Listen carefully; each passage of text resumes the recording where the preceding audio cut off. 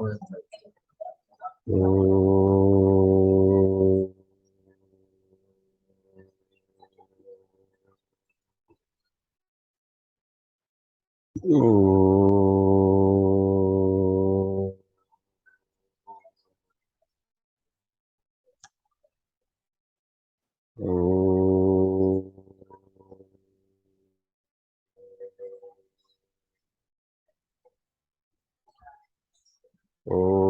भूर्भुवः स्वः तत्सवितुर्वरेण्यं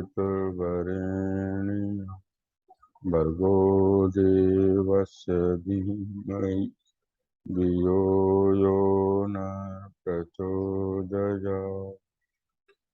ॐ भूर्भुवः स्वः तत्सवितुर्वरेण्यं भर्गो देवस्य धीमहि धियो यो न प्रचोदयात्। ॐ भूर्भुवः स्वः तत्सवितुर्वरेण्यं भर्गो देवस्य धीमहि धियो यो न प्रचोदयात्। ॐ शान्ति शान्ति शान्ति। गुरुर्ब्रह्मा गुरुर्विष्णु गुरुर्देवो महेश्वरः। गुरुर्साक्षात् परब्रह्म तस्मै श्रीगुरवे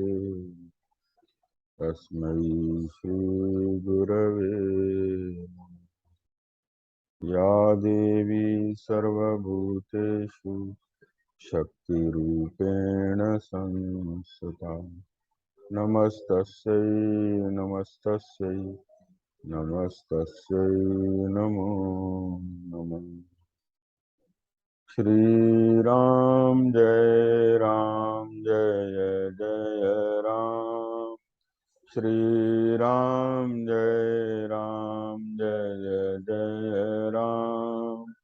श्री राम जय राम श्री राम जय राम श्री राम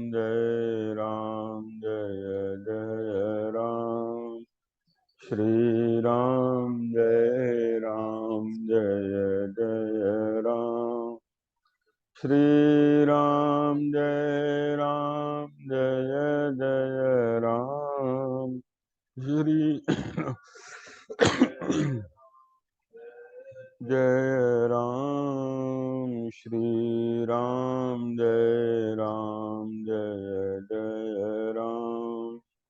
श्री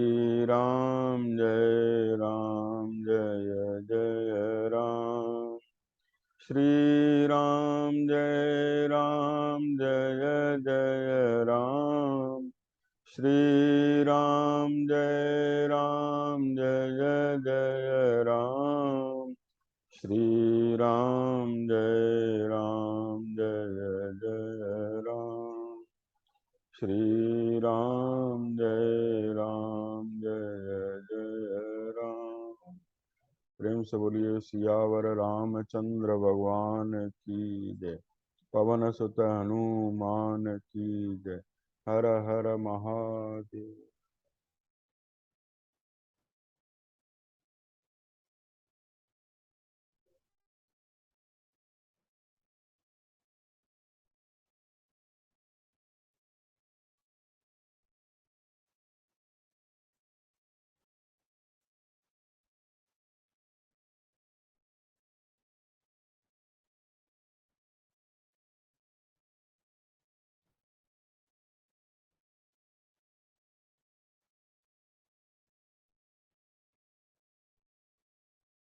भगवान राम के सद्गुणों का वर्णन है। साक्षी को उठा दो, साक्षी भी सुन लेगी। ये दरवाजा बंद कर दो। तो ये आएगा, ये वाला दरवाजा। ये वाला वर्षा, ये हाँ। ये नहीं, ये भी कर दो। आसन आएगा खोल देंगे, कोई बात नहीं। हाँ, कुंडी लगा दो। भगवान राम के सद्गुणों का वर्णन है। तो भगवान राम का व्यवहार कैसा था? इतना उज्जवल व्यवहार था, जो नीरस व्यवहार जो माना जाता है कि भाई व्यवहार को लोग कहते हैं नीरस है, भक्ति सरस है ना, ज्ञान में शांति है, लेकिन उस व्यवहार को भी सरस बना दिया उन्होंने। उनका चरित्र ऐसा था, उनके व्यवहार को देख के ही आज भी कोई बहुत सुंदर व्यवहार कहते हैं करता है तो कहते हैं कि भाई देखो राम जैसा व्यवहार है इसका, है ना, राम जैसी करनी है। राम ऐसे सदाचारी थे, मर्यादा पुरुषोत्तम के रूप में विख्यात हैं। मानव जैसा व्यवहार किया उन्होंने, जो हम सब कर सकते हैं। उनका व्यवहार अनुकरणीय है, उनके एक एक चेष्टा अनुकरणीय है ना। पूरे जीवन में जैसे कि प्रतिदिन प्रातःकाल उठते ही उनके सामने पूरा प्रोग्राम तैयार रहता था कि मुझे इस तरह से ये कार्य करना है, इस तरह से ये कार्य करना है, यानी प्रत्येक की भलाई के लिए एक क्षण भी उन्होंने व्यर्थ नहीं जाने दिया। उनका पूरा जीवन लोक समाज की भलाई में निकला। एक एक श्वास जैसे वो दूसरों के लिए लेते थे, है ना। एक बार स्वामी विवेकानंद कहते थे, बोले महात्मा बुद्ध का चरित्र के विषय में उन्होंने लिखा था कि उन्होंने शायद हर एक श्वास दूसरों की भलाई के लिए ली। महापुरुषों का जीवन ऐसा ही होता है ना। वो एक स्वच्छंद वायु की तरह होते हैं, जैसे वायु उपकार करता है सबका बिना किसी स्वार्थ के, ऐसे उनका निस्वार्थ प्रेम होता है ना। तो भगवान राम के सद्गुण कुछ ऐसे ही थे, है ना। महर्षि वाल्मीकि उसको गाते हुए नहीं थकते हैं, ये बारंबार उसका वर्णन करते हैं। वे शास्त्रों के ज्ञाता, उपकारियों के प्रति कृतज्ञ तथा पुरुषों के तारतम्य को अथवा दूसरे पुरुषों के मनोभावों को जानने में कुशल थे। यथा योग्य निग्रह और अनुग्रह करने में वे पूर्ण चतुर थे। वे शास्त्रों के ज्ञाता थे। शास्त्र क्या है? दर्पण है, जिसमें हम अपना चेहरा देखते हैं। जैसे दर्पण में अपना चेहरा देखते हैं, उसको ठीक कर लेते हैं, ऐसे ही शास्त्रों से अपनी कमियां, अपने गुण दोष दिखाई देते हैं। शास्त्र में बताता है ये सही है, ये गलत है ना। तो उसमें हम देख के अपने को ठीक कर सकते हैं। शास्त्र में रास्ता दिखाते हैं, है ना। अच्छी पुस्तकें जो है कहते हैं सर्वश्रेष्ठ मित्र हैं। सबसे अच्छी मित्र होती हैं अच्छी पुस्तकें, है ना। महापुरुषों का जैसे हम कोई पुस्तक पढ़ते हैं तो जैसे लगता है उनसे बातचीत कर रहे हैं। महापुरुषों की चरित्र पढ़ने चाहिए, उनके उपदेश पढ़ने चाहिए। ऋषि मुनियों ने जो इतना हमारे सामने ग्रंथ के रूप में अपने अनुभव छोड़े हैं, उनका अध्ययन करना चाहिए। इससे ऋषि ऋण चुकता है। शास्त्र पढ़ने से ऋषि ऋण को हम चुकाते हैं, है ना। हमारे ऊपर ऋण होते हैं ना, माता का ऋण है, पिता का ऋण है, ऋषि ऋण है, देव ऋण है ना। तो ये शास्त्र पढ़ने से मनुष्य ऋषि ऋण को चुकाता है। ऋषियों ने जो अनुभव हमारे लिए छोड़ गए हैं वो शास्त्रों में वर्णित है ना। इस प्रकार वे शास्त्रों के ज्ञाता, उपकारियों के प्रति कृतज्ञ, और कोई उनका उपकार कर देता था तो उसके प्रति कृतज्ञ रहते थे। कोई हमारे लिए कुछ कर देता है तो उसके लिए हमें कृतज्ञ होना चाहिए, उसको भूलना नहीं चाहिए, है ना। कहते हैं हम अच्छी बातों को भूल जाते हैं, बुरी को याद रखते हैं। लेकिन सत्पुरुषों की पहचान है कि वो छोटे से छोटा उपकार भी अगर कोई करता है उनके प्रति तो उसको याद रखते हैं, है ना, उसके प्रति कृतज्ञ होते हैं। तथा पुरुषों के तारतम्य को अथवा दूसरे पुरुषों के मनोभावों को जानने में कुशल थे। यथा योग्य निग्रह और अनुग्रह करने में वो पूर्ण चतुर थे। किससे कैसा व्यवहार करना चाहिए, कौन पुरुष किस तरह का है, देखो भगवान का मिलने का भी तरीका अलग है। किसी को तो जैसे वशिष्ठ आदि गुरु हैं, उनको आसन देके उनका चरण प्रक्षालन करके उनसे मिलते हैं, है ना। कोई सेवक आदि हैं, उनको तो दृष्टि मात्र से ही उपकार कर दिया उनका। हम भी जैसे व्यवहार में मिलते हैं तो गुरुजनों के प्रति मिलने का अलग तरीका होता है, मित्र के प्रति अलग होता है, जो हमारे नौकर चाकर होते हैं उनसे मिलने का अलग होता है ना। व्यवहार में तो भेद होता ही है। ये नहीं है कि नौकर चाकर के भी पैर छू रहे हैं और गुरु के भी पैर छू रहे हैं तो उनसे अलग तरीका होता है और महापुरुषों से मिलने का अलग तरीका होता है। तो ये व्यवहार में तो भेद होता ही है, इसलिए कहते हैं सम दर्शन हो सकता है, सम वर्तन नहीं हो सकता है। समदर्शन माने सब में परमात्मा देखो। कुत्ते में, हाथी में, चांडाल में, ब्राह्मण में, गीता में आया ना, सभी में परमात्मा का, ब्रह्म का दर्शन हो रहा है ज्ञानी महापुरुष को, लेकिन फिर भी व्यवहार में भेद दिखाई देता है ना। तो इस प्रकार कहा कि यथा योग्य व्यवहार सबसे करते थे, और निग्रह और अनुग्रह करने का, यानी किसको कंट्रोल में रखना चाहिए, दुष्ट पुरुष है उनको कंट्रोल में रखना चाहिए। अनुग्रह माने किस पे कृपा करनी चाहिए, इसका उनको ठीक ठीक ज्ञान था। क्योंकि एक राजा थे, क्षत्रिय थे, तो ऐसे भी लोग होते हैं जो सीधेपन का फायदा उठा के और राज्य में गड़बड़ मचाते हैं। तो इसलिए निग्रह का भी उनको ज्ञान था कि किसका निग्रह करना है ना, किस पे शासन करना है और किस पे अनुग्रह करना है, कृपा करनी है, इसका भी उनको ज्ञान था।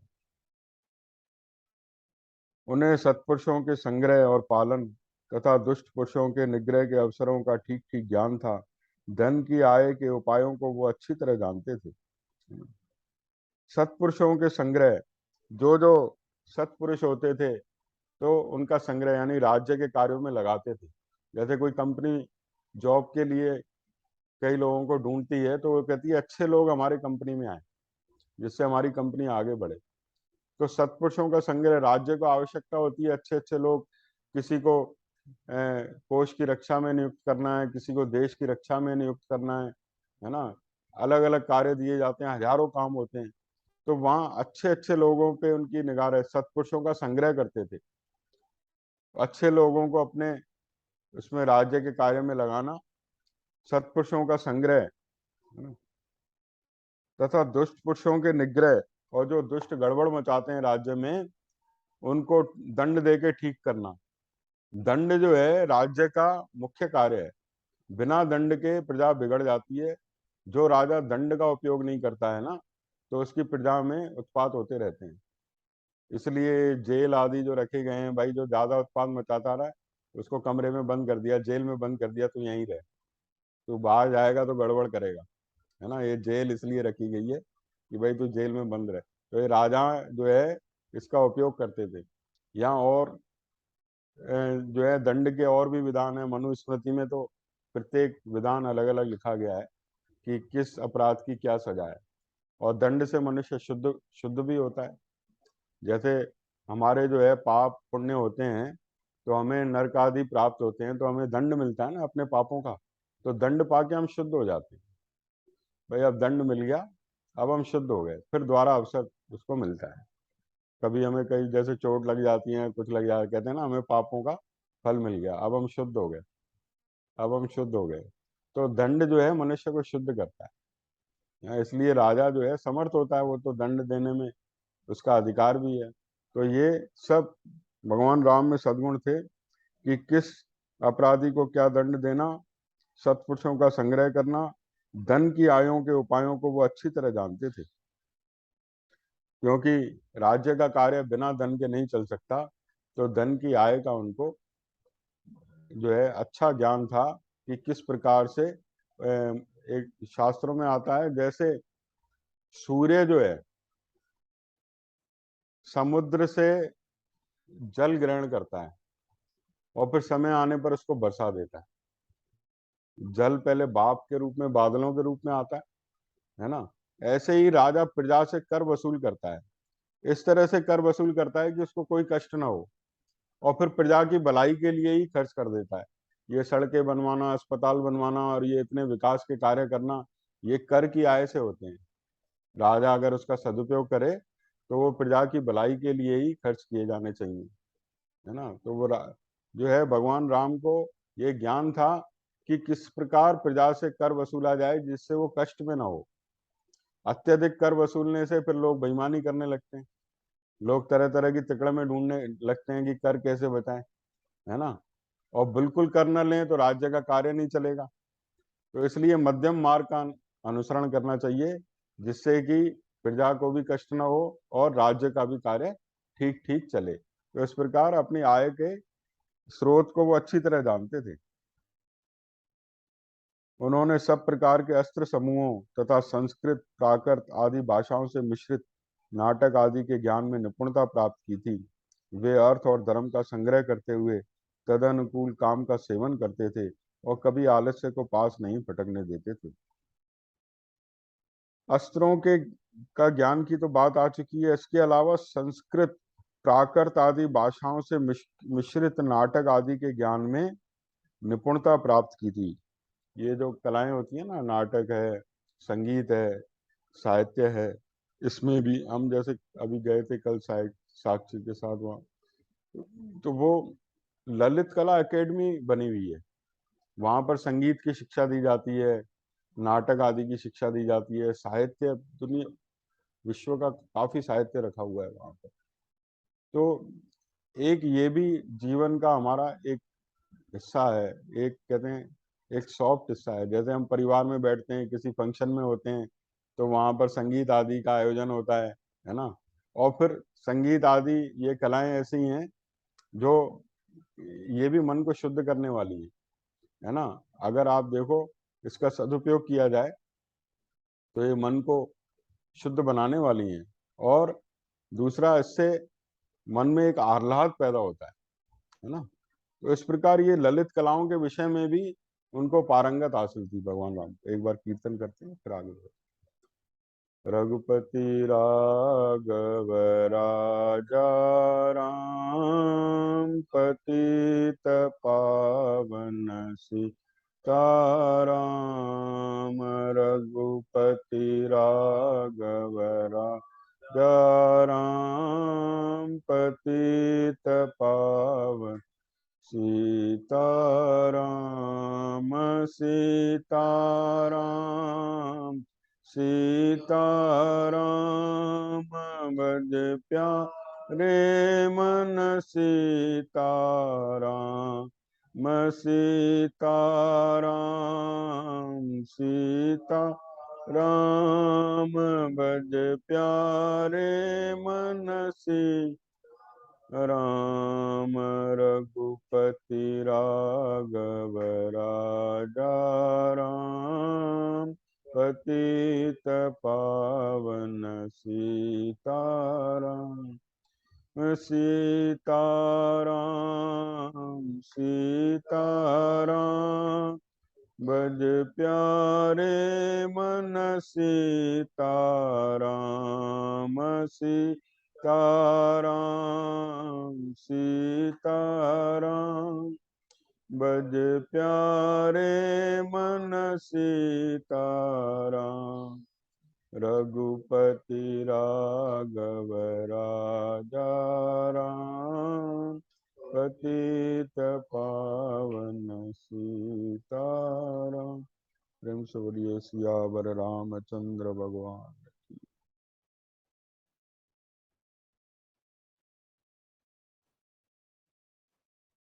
वे अर्थ और धर्म का संग्रह करते हुए तदनुकूल काम का सेवन करते थे और कभी आलस्य को पास नहीं फटकने देते थे ना। अर्थ और धर्म का संग्रह करते, देखो धर्म युक्त जो काम होता है वो ही शास्त्र की उसके लिए आज्ञा है। जो व्यसन आदि हैं वो तो बुद्धि को बिगाड़ देते हैं। कुसंग है, व्यसन है, ये बुद्धि को बिगाड़ देते हैं, शरीर को नष्ट कर देते हैं। और जो अपनी पत्नी के साथ धर्म युक्त काम का सेवन करता है वो शास्त्र का ही आज्ञा का पालन करता है ना। बाकी उसकी दृष्टि शुद्ध रहती है। इसको गौण ब्रह्मचर्य भी कहते हैं। यानी विवाह के बाद केवल अपनी पत्नी से ही धर्मानुकूल काम का सेवन, यानी पति पत्नी दोनों एक दूसरे से संतुष्ट रहते हैं और कभी भी उनकी दृष्टि खराब नहीं होती है ना। इसको धर्म युक्त काम कहते हैं। बाकी जो व्यसनों में पड़े रहते हैं, कुसंग में पड़े रहते हैं, वो तो अपने शरीर, अर्थ, धर्म सभी का नाश कर देते हैं है ना। तो ये सब चीजें नाश करने वाली चीजों से बच के दूर से, कहते हैं ना कि कुसंग जो है बड़ा खतरनाक होता है ना। तुलसीदास जी महाराज कहते हैं कि नरक में भले डाल देना लेकिन कुसंग मत देना, है ना। हमारे नेत्रों से पवित्र दर्शन होता रहे, हमारी वाणी जो है सत्य बोलती रहे, हमारी इंद्रियां जो हैं धर्मानुकूल व्यवहार करती रहें, है ना। राजा अम्बरीश का चरित्र आता है श्रीमद् भागवत में। वो कहते पूरे शरीर को उन्होंने धर्मयुक्त बना दिया था। आंखों से भगवान के विग्रह का दर्शन करना, अपने हाथों से भगवान के पूजा विग्रह आदि की सेवा करना, है ना, अपने चरणों से संत महापुरुषों के पास चल के जाना, ऐसा वो भक्तमय जीवन था, भक्त थे भगवान के। तो जिसका जीवन भक्तिमय है वो तो अपना समय का सदुपयोग करेगा, अपने इंद्रियों को धर्म में लगाएगा, है ना, कुसंग की तरफ तो जाने ही नहीं देगा, है ना। ये महापुरुष जो जो फक्कड़ संत होते हैं वो भी सावधान रहते हैं। जो हम कहते हैं कि वो एक फरकाबाद के पास एक संत थे, एक स्वामी अखंडानंद जी महाराज बताते थे, तो बोले वो ऐसे संत थे कि उनको जो कोई कह देता वही काम कर देते। कोई कहता भाई झाड़ू लगा दे, कोई कहता ब्रेड ले आ, कोई कहता मेरे घर का ये काम कर दे, सबका करते रहते थे, अपना भजन करते रहते थे आनंद में। तो एक स्त्री ने उसको बुरे भाव से बुलाया, और युवा संत थे एकदम बिल्कुल, तो वहीं पे वो रुक गए। देखो फक्कड़ संत होते हुए भी सावधान है कि नहीं, गलत काम नहीं करना है।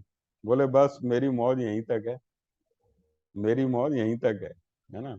इसलिए भक्त के लक्षणों में एक लक्षण आता है सावधान। सावधान मानद मदहीना, सावधान रहता है ना, अधर्म युक्त कार्य न हो जाए, गलत दिशा की तरफ न चला जाए, है ना। सावधान मानद मदहीना। और गीता में भी भक्त के लक्षण आते हैं तो वहां दक्ष शब्द आता है, दक्ष, है ना, आता है ना हाँ, हाँ, हाँ। शुद्ध पाप का फल मिल गया ना, पाप का फल मिल गया, पाप कट गया तो शुद्ध हो गए ना। भाई तुम्हें कोई चोरी के अपराध में चोरी, उसको पकड़ लिया चोर को, उसको 12 साल की कैद दे दी, तो वो कैद उसकी पूरी हो गई, तो अब वो उसको सजा मिल गई। अब भाई नया जीवन जिए तो ढंग से जिए, ये है शुद्ध कार्य। तो ये भक्त के लक्षणों में आता है, उसमें गीता के 12वें अध्याय में अमानित्वम अदम्भित्वम नहीं, यही आता है।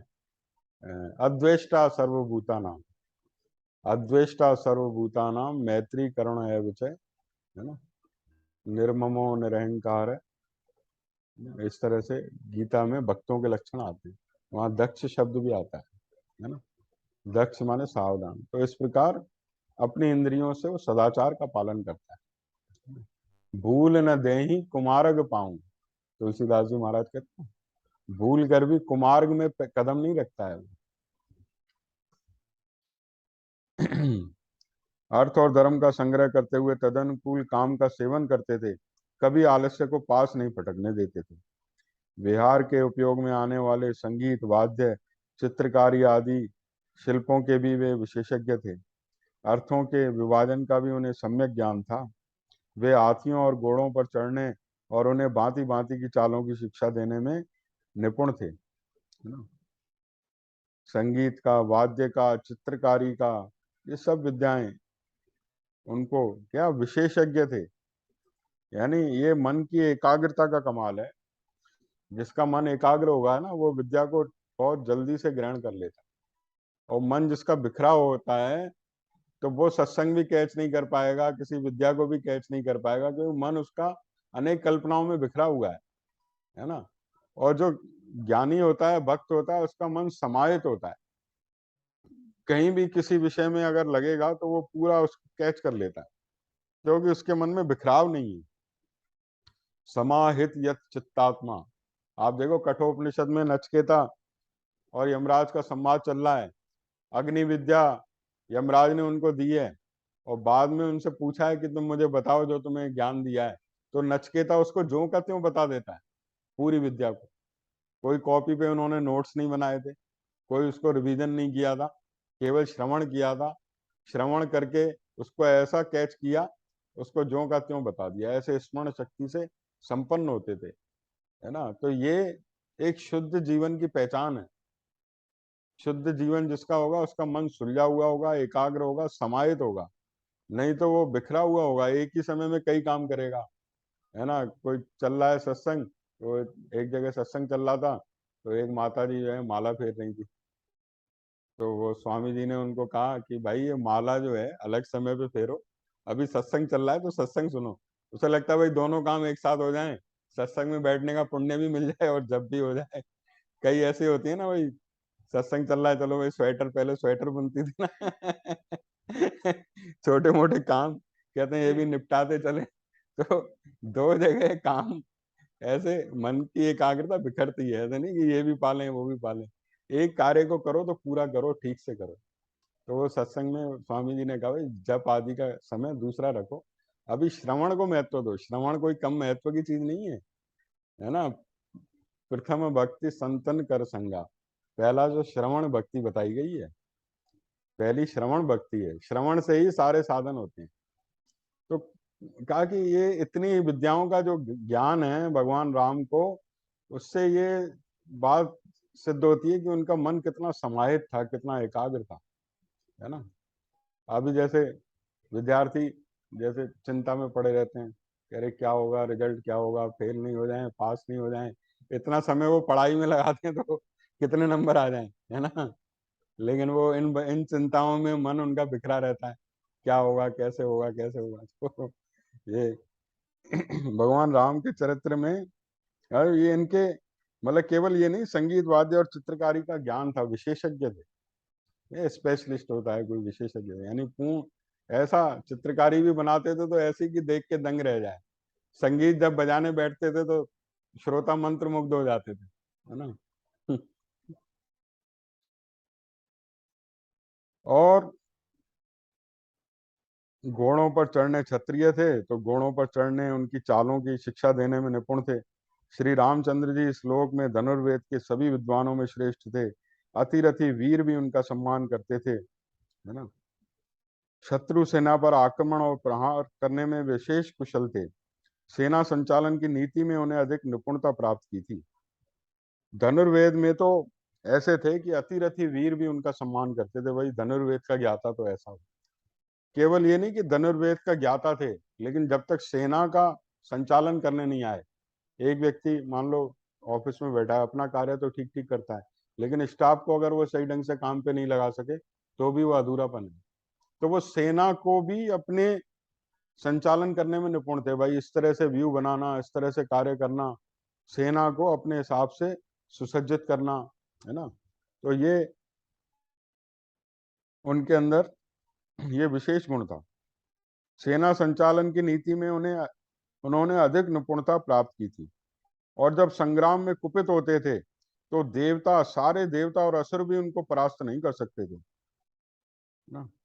इस प्रकार अनेक सद्गुणों का वर्णन, जिसमें से कुछ सद्गुणों का वर्णन इसमें महर्षि वाल्मीकि ने किया है ना। भगवान के गुण तो अनंत हैं, जीवन भर उसको गाते गाते हम थक जाएं, है ना। वो तो गुणों का समुद्र है ना। वो आता है ना भजन, तू प्यार का सागर है, तेरी एक बूंद के प्यासे हैं। वो तो सागर है, गुणों का समुद्र है। उसका एक सद्गुण हमारे जीवन में उतर जाए तो हमारे जीवन निखर जाए। अनेक सद्गुणों का वर्णन भगवान राम के, उसमें से कुछ सद्गुण जो हैं महर्षि वाल्मीकि ने यहाँ पर चित्रित किए हैं।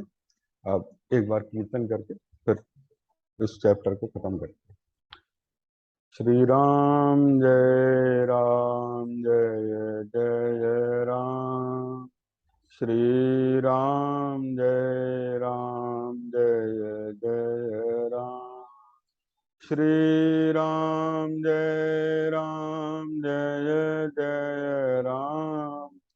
श्री राम जय राम, जय जय राम। श्री राम जय राम, जय जय राम। श्री राम जय राम, जय जय राम। श्री राम जय राम, जय जय राम। श्री राम जय राम, जय जय राम। श्री राम जय राम, जय जय। श्री राम जय राम, जय जय राम। प्रेम से बोलिए सियावर रामचंद्र भगवान की जय। पवन सुत हनुमान की जय। ऐसे सदाचार संपन्न, जैसे सूर्य देव अपनी किरणों से प्रकाशित होते हैं, उसी प्रकार श्री रामचंद्र जी समस्त प्रजाओं को प्रिय लगने वाले तथा पिता की प्रीति बढ़ाने वाले सद्गुणों से सुशोभित होते थे। ऐसे सदाचार संपन्न, अजय पराक्रमी और लोकपालों के समान तेजस्वी श्री रामचंद्र जी को पृथ्वी ने अपना स्वामी बनाने की कामना की। अब देखो, पृथ्वी माता के अंदर ये आया कि ये मेरे स्वामी हो जाए। कहते हैं पात्र बन जाओ तो वो वस्तु हमें प्राप्त हो जाती है। यानी पृथ्वी देवी ये कामना कर रही है कि ये इसके राजा बने। राजा जो होता है ना, उसको भूदेव कहते हैं, है ना, प्रजापालक कहते हैं। वो पूरी पृथ्वी का अधिकार रखता है ना। तो ये पृथ्वी देवी के अंदर कामना उठ रही है कि ये स्वामी बने मेरे, है ना, ये राजा बने, ये कामना उठ रही है। पूरी सृष्टि वो वस्तु देने की चेष्टा करने लगती है जिसके आप सुयोग्य पात्र होते। वो पात्रता हमारे अंदर आ जाए, हमारे अंदर योग्यता आ जाए, तो वो वस्तु प्रकृति हमें दे देगी। हमारे अंदर पात्र, भगवान राम ऐसे सुयोग्य पात्र थे, इतने सद्गुणों से संपन्न थे, वो राजा बनने लायक थे। इधर पृथ्वी देवी ने कामना की, इधर राजा दशरथ के मन में आया कि अब मैं बूढ़ा हो गया हूं। बुढ़ापे ने प्रवेश किया, उनके शरीर में प्रवेश किया। देखो, बुढ़ापा चुपके से प्रवेश करता है शरीर में। अभी जैसे हम 50 से ऊपर आयु हो रही है ना, तो धीरे धीरे बुढ़ापा प्रवेश कर रहा है। तो कहते हैं ना, संत लोग कहते हैं चिट्ठियां आती हैं, भाई बाल सफेद होते हैं, दांत गिरने लगते हैं, है ना, घुटनों में तकलीफ होने लगती है, चिट्ठियां आती हैं कि भाई अब बुढ़ापा आ रहा है, अब भजन की तरफ मन लगाओ, है ना। और चिट्ठियों का इंतजार मत करो, फिर तो काल सामने खड़ा होगा, है ना। वो तो जब काल आता है तो काल तो महाबलवान है ना, महाबलवान है, वो तो किसी को नहीं छोड़ता है। बड़े बड़े पराक्रमियों को निगल गया वो, है ना। भीष्म, पितामह, कर्ण, वो जब भगवान ने विराट रूप दिखाया, सब बोले देख मैं महाकाल हूँ, ये सब मेरी दाढ़ों में प्रवेश कर रहे हैं। बड़े बड़े महावीर, इनको इतने वरदान प्राप्त थे, इच्छा मृत्यु का वरदान। कर्ण को कवच कुंडल था, कोई मार नहीं सकता था, है ना।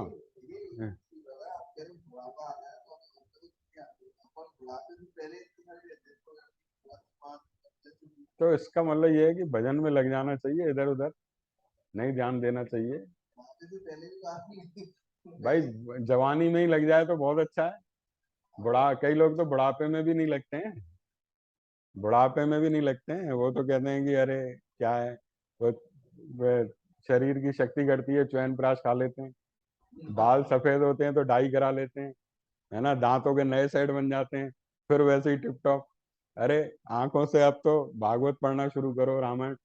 नजरें कमजोर होती हैं, चश्मे लग जाते हैं। प्रकृति ने जो है वो डुप्लीकेट चीजें बना रखी है ना।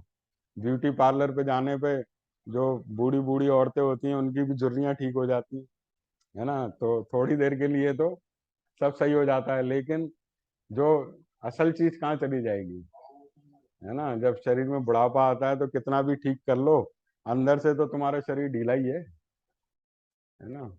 तो वो बाहर से लोग तारीफ करते रहते हैं, अरे बढ़िया लग रहे हो, बढ़िया लग रहे हो, हमें लगता है हाँ सब बढ़िया। लेकिन जीवन का जो मनुष्य जीवन का उद्देश्य तो भगवत प्राप्ति है। भगवत प्राप्ति में लग जाना चाहिए, है ना। अपने जीवन को हमें खराब नहीं करना चाहिए, ये शास्त्र आज्ञा देते हैं हमको। कौन सा प्रसंग था? भगवान, हाँ, दशरथ जी के शरीर में बुढ़ापे ने प्रवेश की। तो दशरथ ने ये कामना की कि अब मैं राम राजा बने, ऐसी उनके अंदर इच्छा आई।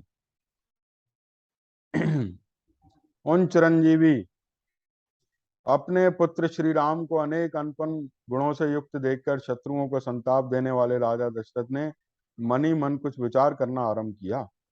उन चिरंजीवी बूढ़े महाराज दशरथ के हृदय में ये चिंता हुई कि किस प्रकार मेरे जीते जी श्री रामचंद्र राजा हो जाएं और उनके राज्य अभिषेक से प्राप्त होने वाली यह प्रसन्नता मुझे कैसे सुलभ हो।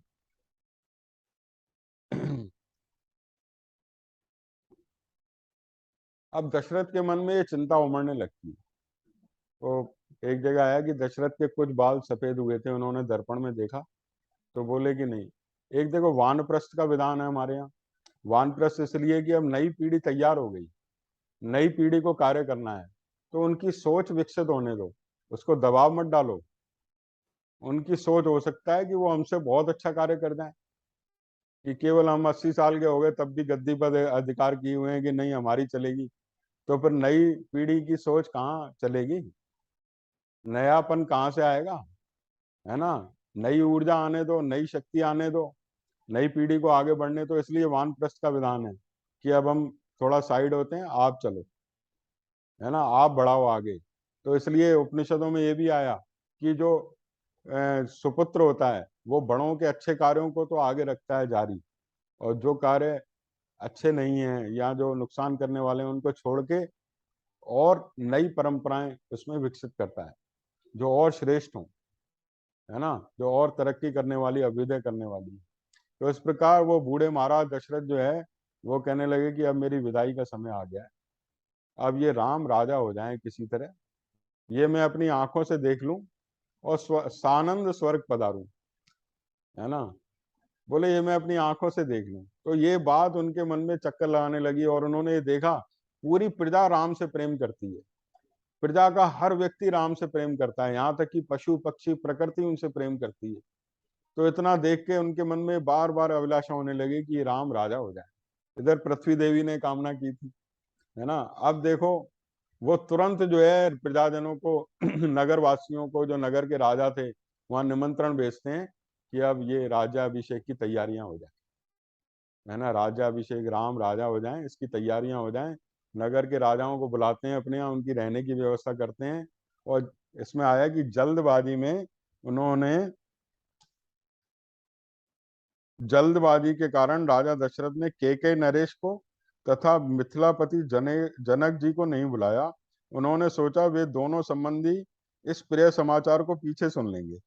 अब इसमें कि भाई देखो, भरत अगर होते, भरत अभी ननियाल में है, भरत अगर सामने होते तो राम का वनवास होने नहीं देते, हो ही नहीं सकता था, है ना। वो तो केकई ने वरदान मांगा और भरत सामने नहीं थे, भरत ननियाल थे, राम का वनवास हो गया। और जनक जी आते तो अपनी बेटी को वनवास में कैसे देखते जाते हुए, है ना। तो ये दो, अब ये देवताओं को का वो समझ लो कि विधाता की ऐसी करनी कि ये, क्योंकि राम का जो अवतरण हुआ था पृथ्वी का भार उतारने के लिए हुआ था, रावण का वध करने के लिए, अनेक राक्षसों का वध करने के लिए। तो उन्होंने कहा कि वो राजा ही बन गए तो ये सब कार्य ठीक ठाक चलता रहा तो वो बड़ा, जो बहुत बड़ा कार्य है वो नहीं हो पाएगा। इसलिए दशरथ को ऐसी बुद्धि प्राप्त हुई कि उन्होंने जनक जी को और केकई नरेश को नहीं बुलाया, बाकी सब राजा वहां पर उपस्थित होते हैं, है ना। अब इसके बाद क्या घटना घटती है अगले हफ्ते हम श्रवण करेंगे। भगवान राम के विषय में फिर क्या चर्चा होती है दशरथ की सभा में, है ना। और ये अब आगे बड़े सुंदर प्रसंग आने वाले हैं। देखो, आप ये देखो भगवान राम का जो कार्य हुआ, राजा के रूप में जो राम ने कार्य किए, और वनवासी, वन वन में जो कार्य किए, तो वनवासी राम की जो लीलाएं हैं वो अधिक गाई जाती है ना? राजा राम की लीलाएं इतनी नहीं गाई जाती हैं। हालांकि राम राज्य भी रहा, सब सुखी थे। तो ये प्रसंग अब आगे आने वाला है। हरि शरणम, हरि शरणम, हरि शरणम, हरि शरणम, हरि शरणम, हरि हरि शरणम, हरि शरणम, हरि शरणम, नम हरि शरणम, हरि शरणम, हरि शरणम, शरणम हरि। कृष्णाय वासुदेवाय हरे परमात्मने प्रणतः क्लेशनाशाय गोविन्दाय त्वमेव माता च पिता त्वमेव, त्वमेव बन्धु च सखा त्वमेव, त्वमेव विद्या द्रविणं त्वमेव, त्वमेव सर्वं मम देव। ॐ पूर्णमद पूर्णमिदं पूर्णात् पूर्णमुदच्यते पूर्णस्य पूर्णमादाय पूर्णमेवावशिष्यते। ओम शांति शांति।